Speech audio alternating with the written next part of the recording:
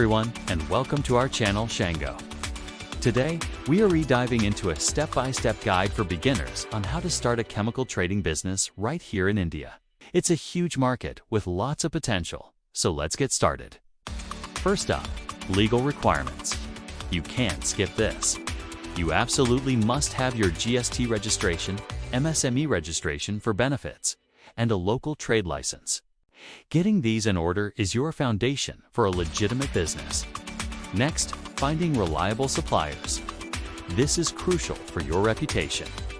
Look for certified bulk suppliers who prioritize quality. Building strong relationships with them will ensure a steady and safe supply chain. Now, let's talk about packaging and storage. Safety is paramount. Always label your containers clearly with all necessary information and store them in a secure, well-ventilated area according to safety guidelines.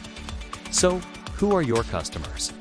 Your main targets will be B2B clients like small factories, local dealers, and even other resellers who need chemicals for their operations. My final piece of advice: start small, learn the market as you go, and focus on growing wisely.